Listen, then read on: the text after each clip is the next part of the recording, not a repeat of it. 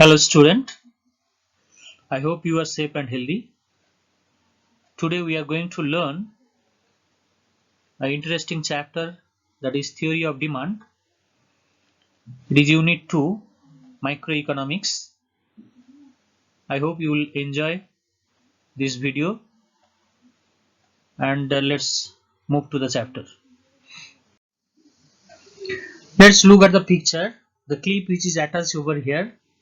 A person desired to have everything including moon, but then he has nothing.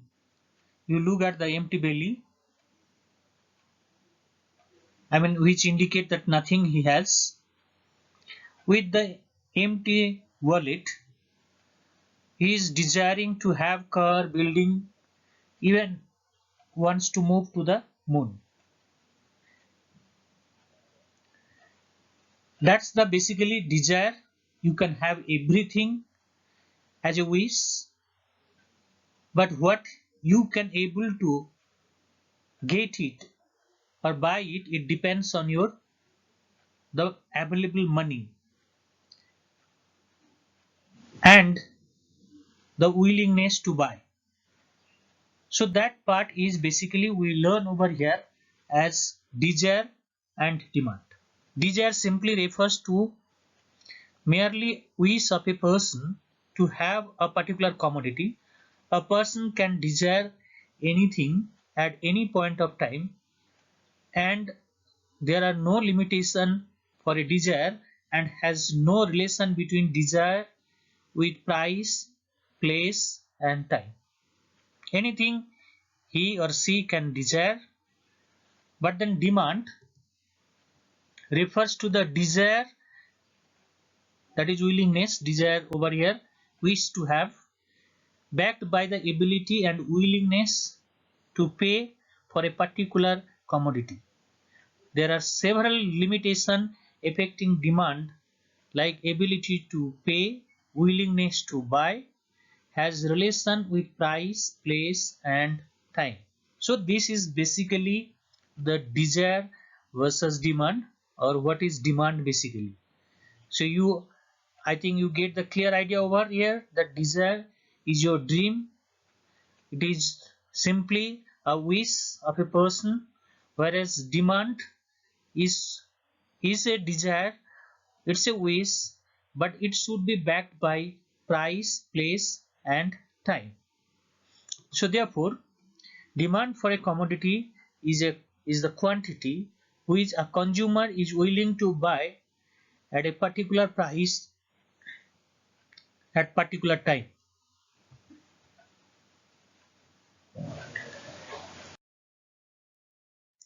Now we'll move to the individual demand and market demand. Individual demand is basically the demand refers to the quantity of a commodity that an individual is willing to buy at a particular price during a particular period of time. It is the demand for a particular person. As the clip is showing that the one seller is there, from there one consumer is buying by paying of certain money at a particular time. So that is the individual demand. One individual household, one individual person, when he is buying the commodity by paying a certain money at particular time, that is known as individual demand. And the market demand are basically the refers to the total of a commodity that all consumer are willing to buy at particular price during a particular time, particular period of time. So if you look at it's the all individual demand, the clip it is given different consumer, different sellers are there in the market. So from the market, if you find different seller, different buyers are there. So all the individual seller or individual buyer, they are willing to buy at particular price during a particular time period, that is known as market demand. So market demand is the sum total, in other word it is called sum total of all individual demand at particular price and particular time, whereas individual demand are the demand for a particular person or a particular family, that is the at particular price and time, that is known as individual demand. Now we'll move to the individual demand and market demand schedule. In the individual demand schedule refers to the quantity of a commodity that an individual is willing to buy at particular price of a commodity, at different price of a commodity. If you check it, that schedule, the Mr. X willing to buy when the price of a commodity X 10 rupees, he willing to buy or demanded 50 quantity, 50 units. When the price is come down to 8 rupees 8, he willing to buy 60 units of the commodity good X. And similarly, when price can come down to 5 rupees, you will find he is buying 100 units of the commodity. So that is that different price, that is 10, 8 and 5, he is demanding different unit of the commodity.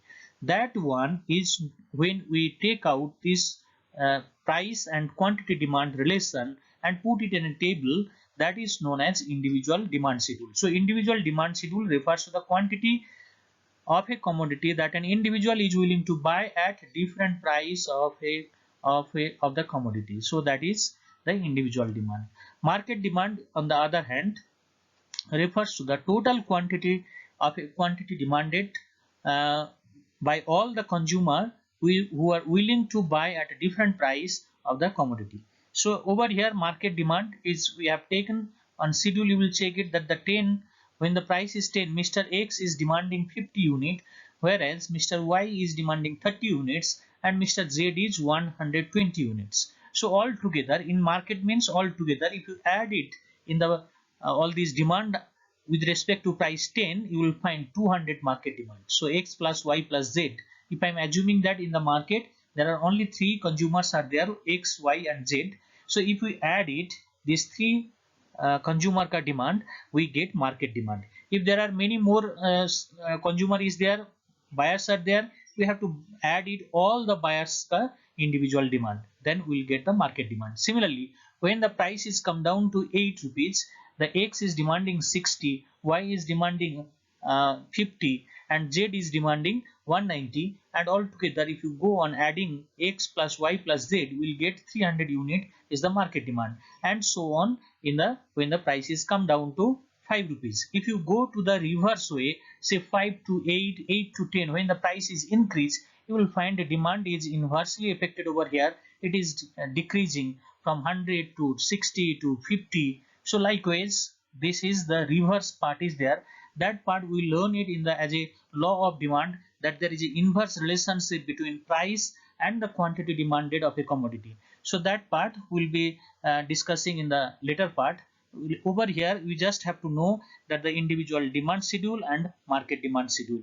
So individual demand schedule is basically the quantity of a commodity demanded by an individual at a different price of the commodity, whereas market demand is the total quantity demanded by all the consumer who are willing to buy at a different price of the commodity, different unit of the commodity. So that is the individual demand and market demand schedule.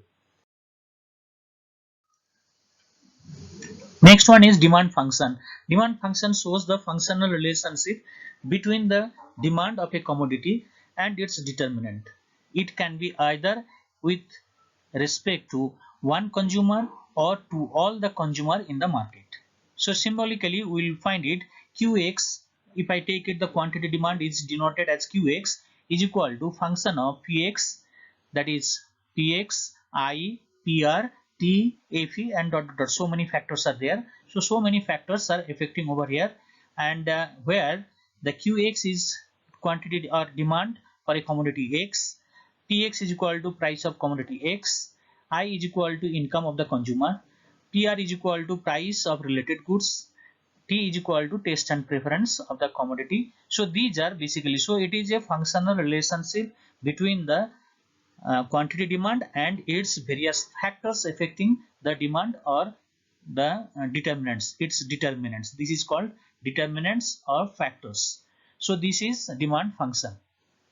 Fe is equal to future expectation of price, future expectation. There are many more other are there, factors are there. I have taken just 5 factors over here.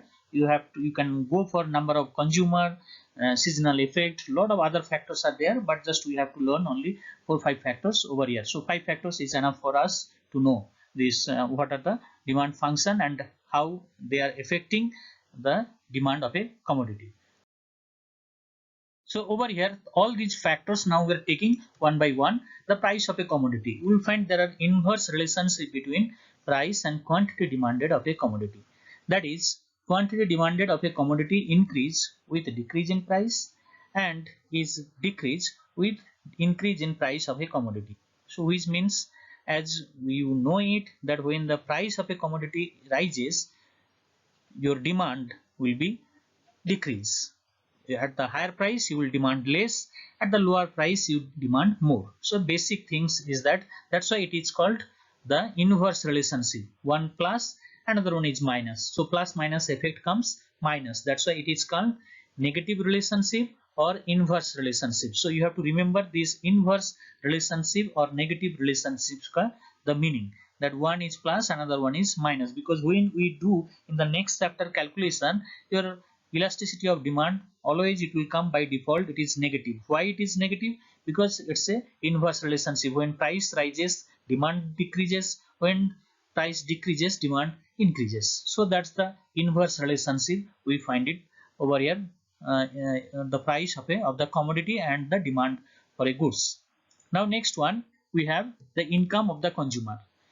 There is a direct relationship between income of the consumer and the demand for uh, particular commodity, and that commodity we are taking here is as a normal goods. This one normal goods, you have to, if you do not mention it, your answer will be wrong. And the inverse relationship between the quantity between the demand and the income of the consumer for inferior goods. This one is inferior goods. So direct relationship between normal goods, inverse relationship between inferior goods. So since the income determines the purchasing power of a consumer, in the following two types of commodities, demand varies with the income of the consumer. So these two are, that is, one is normal goods, another one is the inferior goods. So normal goods are those goods whose demand increases with the increase in income, and vice versa. When income decreases, demand also decreases. That's why it is called vice versa effect. Opposite effect is there. Opposite way we have to act it.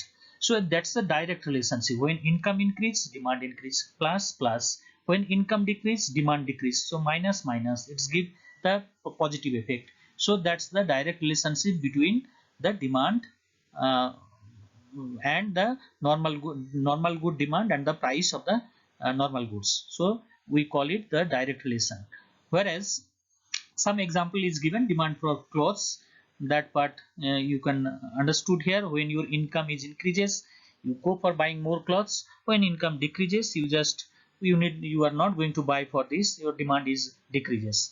Inferior goods, the goods whose demand decreases with increase in income, and vice versa. It's a very obvious. When your income is increases, if you shift your demand to buy the another superior quality of goods, then the one which you are not demanding, that become inferior to you.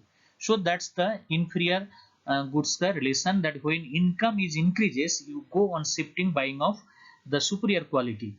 So the one which you are not demanding right now, which you are earlier at your less income you are buying that one, whereas as your income is increased, you look for the superior one, that the previous one you consider now as inferior quality or inferior goods. That's the opposite relation or direct relation or negative relation is there with the income and the demand for inferior goods. So over here example is given, the demand for quartz grain or maybe other type of commodity. If you get it over here, if you're it basically you do not give any kinds of the inferior goods ka perfect example. It's a example, it depends on your income of the consumer. The one consumer which is thinking inferior goods, that goods may be the superior goods to a other consumer. So that's the inferior goods and superior goods, I mean normal goods. Now the next factor called price of related goods. There are two type of related goods. one is substitute goods, another one is complementary goods. Substitute goods are those goods which can be replaced for one another. For example, tea and coffee, rice and wheat. So these are substitute goods. There are direct relationship between direct demand and the demand for substitute goods and its price. If the price of tea is increased, demand for coffee will also increase, and if the tea price is decreased, then demand for coffee also decrease. So over here, the relationship between the demand and the price of substitute goods are basically the direct relation. If the price of one good is increased, then the demand for other goods also increase. If the price of one good is decreased, then the demand for other goods also decrease. That's why it is the direct relationship. Decrease, decrease, increase, increase. So these are direct. That's what the we got it here, direct relationship or positive relationship for the substitute goods. The next goods are called complementary goods. Complementary goods are those goods which can be used together or jointly we can satisfy a particular demand. So that they are basically car and petrol.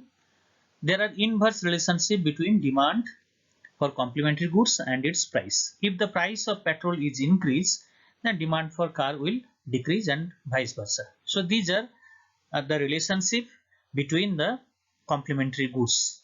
It's an inverse relationship, and if the price of, as we have given example as car and petrol, which is jointly we use it to satisfy a particular demand, because we cannot move the car without petrol, or petrol alone cannot be used to run the car. So that part to use the car basically. So these are jointly required to satisfy a particular demand. Like we use mobile phone and SIM card. So these are complementary goods example. So there are inverse relationship. If the price of one goods is increased, then demand for other goods will decrease, and vice versa. So these are related goods, substitute goods, and complementary goods. Next one is taste and preference of the consumer. Demand change with the change in taste, lifestyle, and or preference. In such case, consumer may switch demand from cheaper to expensive goods. For example, demand for costlier jeans, shoes, etc. If you develop your taste, if you change your lifestyle, if you change your preference, then you will find the demand is accordingly. Whatever your previous consumption is there, you switch to other new one or new develop or new goods where you develop the taste, you increase your preference, you change your lifestyle. In that case, your demand will increase. So demand also depends on your taste, preference, and your lifestyle of the consumer. Next one is future expectation.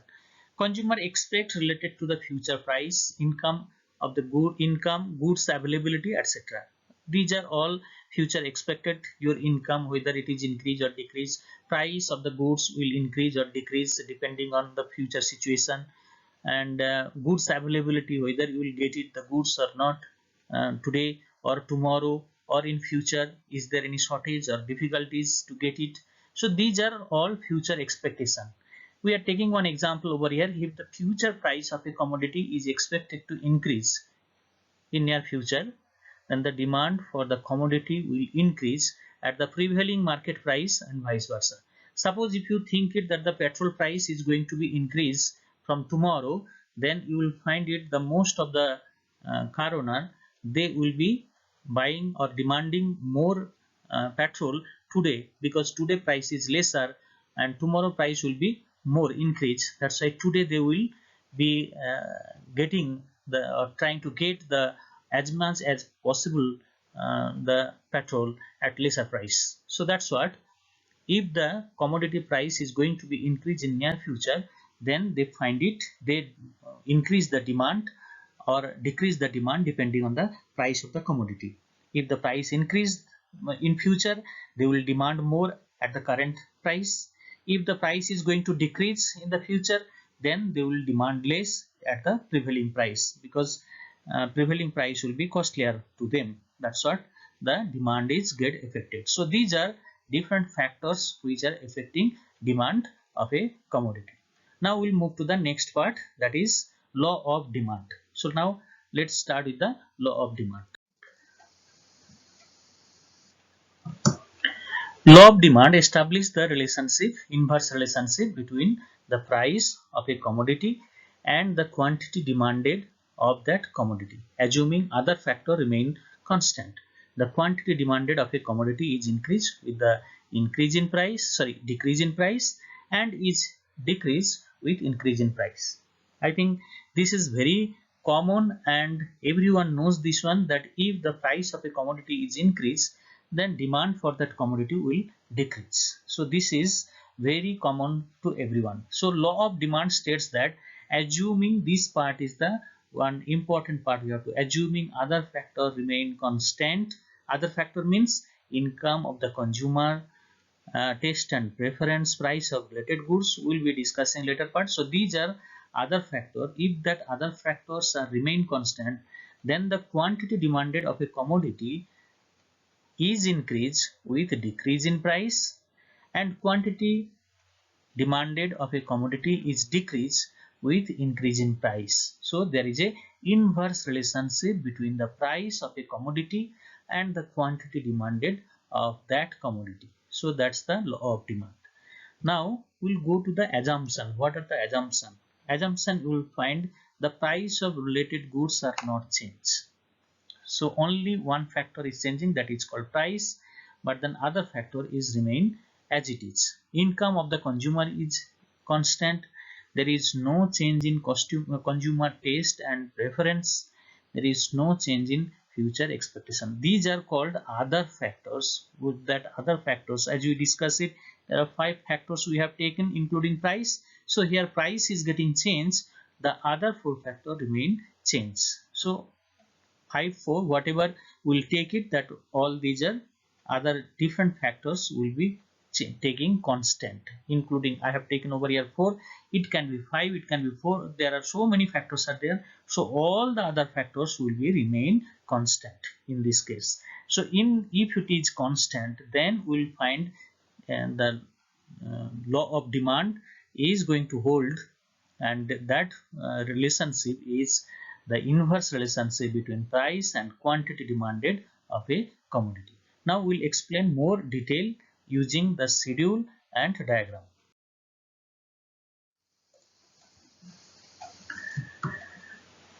Demand schedule, look at demand schedule over here. Demand schedule shows that price of X is 10 and it is decreased to 8, then you will find the quantity demanded is increased from 50 to 60, and as continued to decrease again to 5, you will find the quantity demanded also again increase to 100. So that's how it is saying over here in the demand schedule. Now we'll find demand curve. You will find as we plotted all these points, that 10, 50, 8, 60, 5, 100. So this point, if you plot it in a diagram, you will find that one curve, if you join it, you will find one curve which is slopes downwards to the right, as I have shown over here DD, that is demand curve, where I have taken x-axis is measuring quantity demanded, this quantity demanded, and y-axis is measuring the price. So as the price is decreased from OP to OP1, this price is decreased. You can take it 10 or 8, but since I am showing it in general form, that is the price is decreased from OP to OP1, you will find quantity demanded. Earlier it was OQ, now it is increased to OQ1. So that is QQ1 increase due to decrease in price of PP1. So that's the explain over here in the diagram. It is shown that it is the demand curve, we get it, which is slopes downwards to the right. This one you have to remember, because of the negative inverse relationship, that's why demand curve always slopes downwards to the right.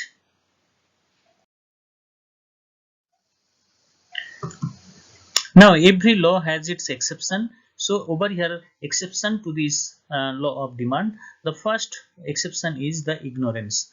Consumer often they judge the quality of the goods depending on the price they paid.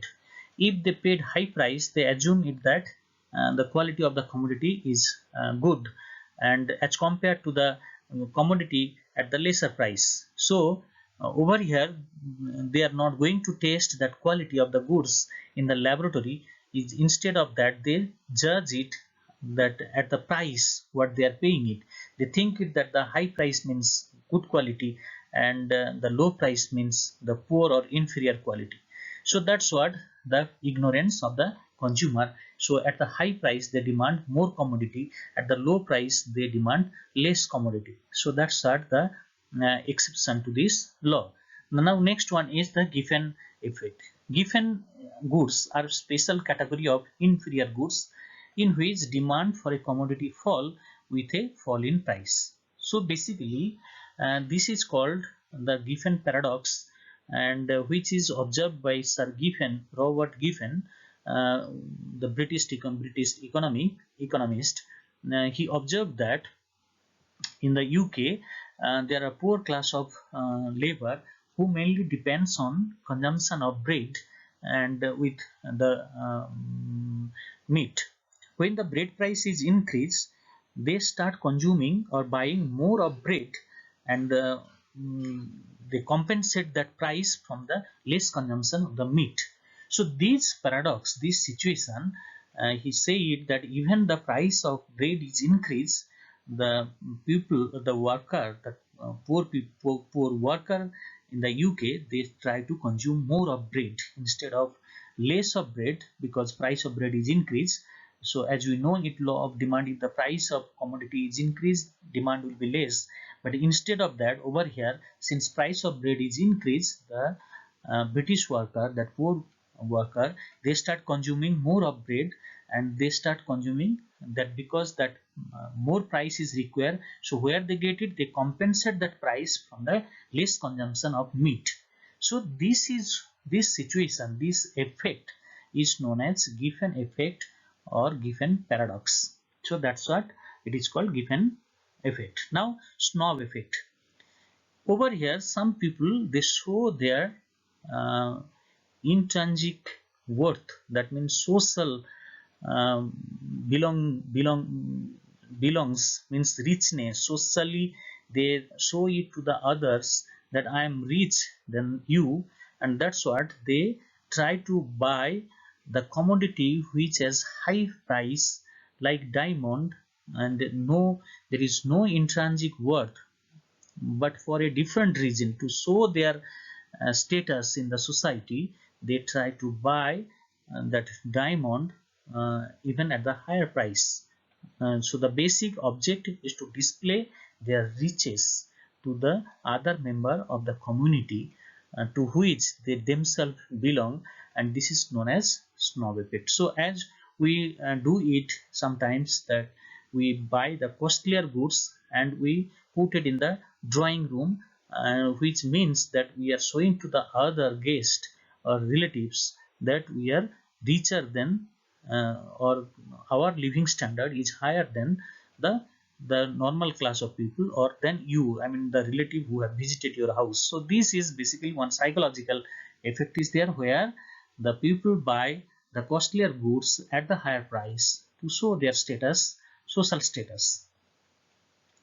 Now next one is the fear of shortage. If the people think that in future there will be shortage of goods, then they start buying in the present rate, present, even if the price is increasing day by day, then you will find the increasing rate.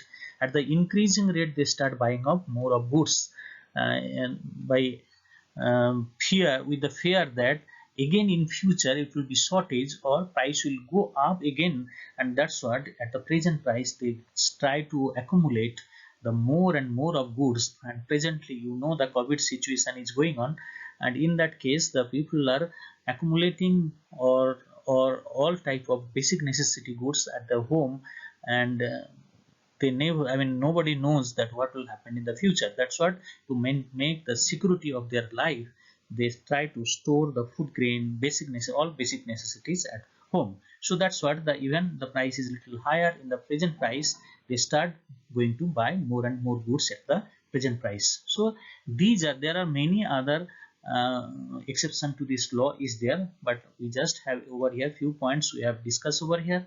If you want to, I have providing the study material.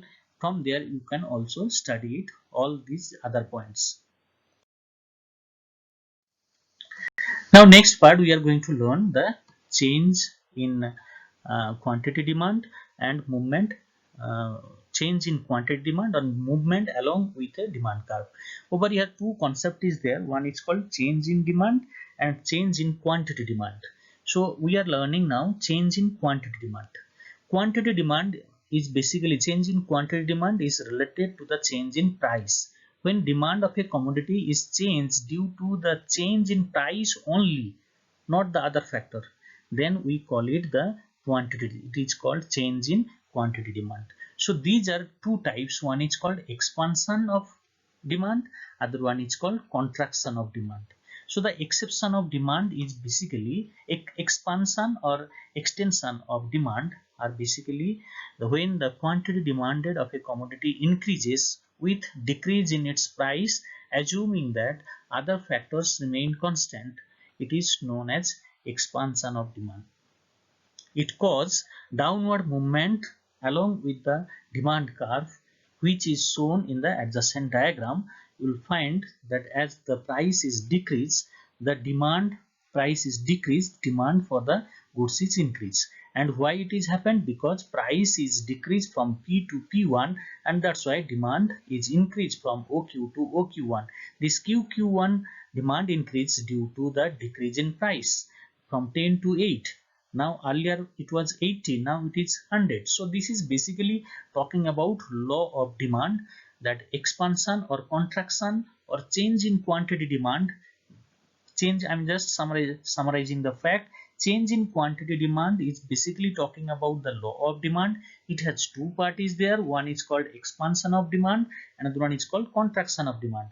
Expansion of demand is due to the decrease in price of a commodity, and that's why the shifting over here, you will find the shifting is there from point E to F. This downward movement point E to F is called the expansion of demand. So as your price decrease, you increase your demand. That's what called downward movement along with the demand curve. That's why it is movement along with the demand curve. Downward movement along with the demand curve from point E to point F due to decrease in price, and this one is known as expansion of demand. Now we'll be knowing contraction of demand. Contraction of demand is basically when the price of the commodity is increased, then demand of the commodity will decrease. So that's the, if the price earlier price is 8, now it is increased to 10. Your earlier demand is 100, now it is 80. So that's what the demand is decreased, contract, and that's the call the contraction of demand. It is because of increase in price of the commodity. You will find the demand curve, it's as the price is increased, demand is decreased. So the movement from F to E, F to E, that is called contraction of demand. So movement, upward movement, this one F to E, upward movement along with a demand curve.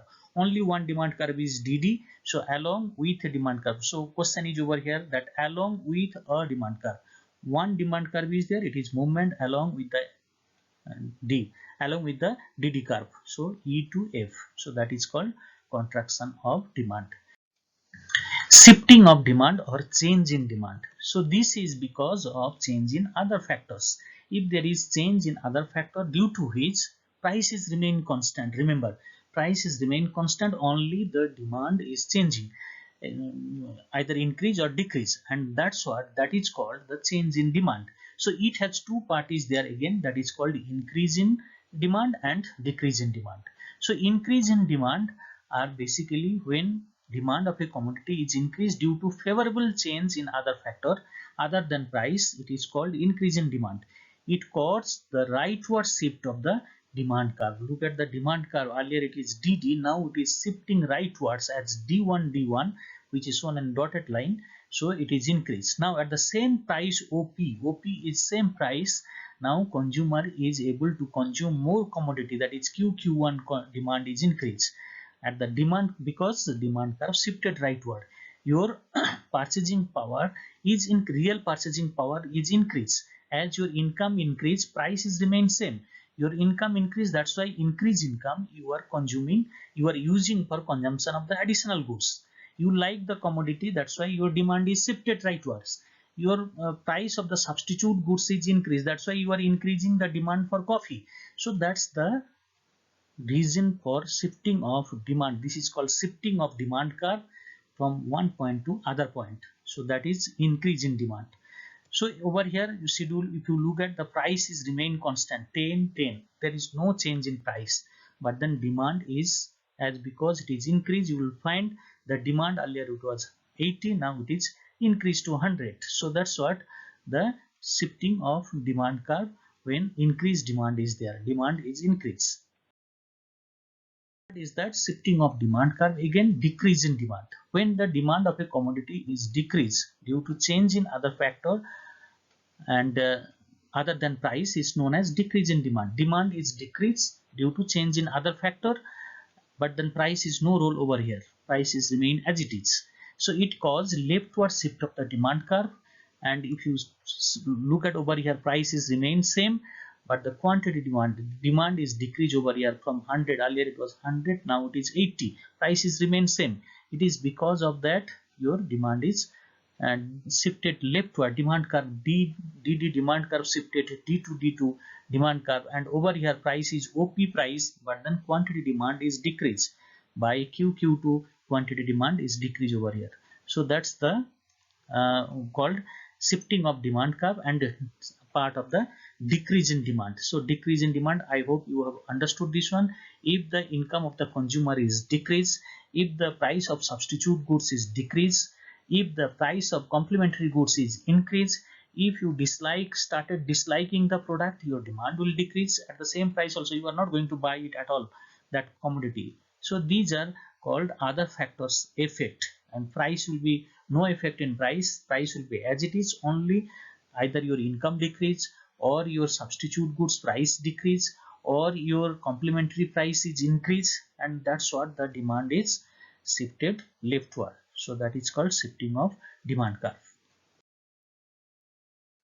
Now we'll be showing over here in detail as the demand of substitute, effect on demand of substitute goods where there is a change in price. We'll find it's a very common things. The demand for a commodity will decrease when there is a fall in price of its substitute goods. As a result, demand curve will be shifted backward and less will be purchased at the same price. On the other hand, demand of a commodity will increase when there is rise in price of its substitute goods. As a result, demand curve will be shifted rightwards as there will be more will be purchased at the same price. So as you look at these two diagrams, you will find it that when the price of the backward shift of the demand curve, when the price of substitute goods fall, your tea price is decreased. That's why your tea consumption is increase and you are consuming less of coffee, because tea price decrease. That's why effect is coming to the coffee people start less consumption.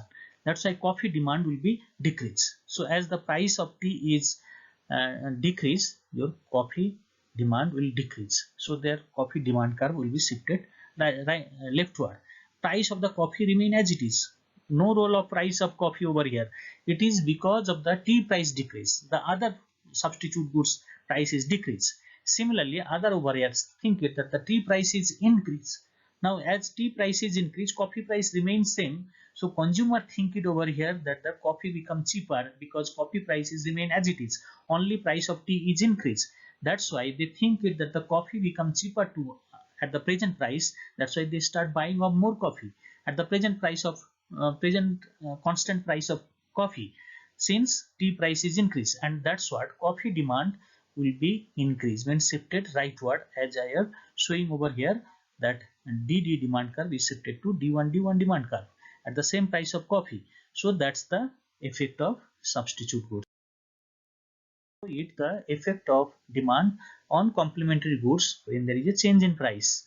Now you will find change in complementary goods means, as you know, complementary goods are car and petrol, we have taken example. If the car price is increased, the people will buy less car. As a result, demand for petrol will decrease and the demand car for petrol will shift backward.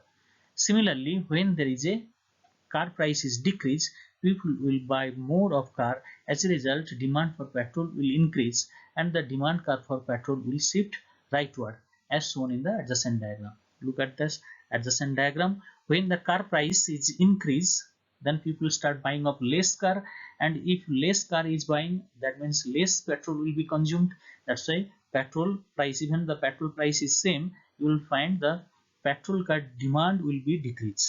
Or the opposite way, if the car price is decreased, then people start buying of more car, and as they buying more car, more petrol will be consumed, and at the present situation, means present price, at the same price, more petrol will be demanded. That's why demand curve will be shifted rightward as shown in the diagram over here.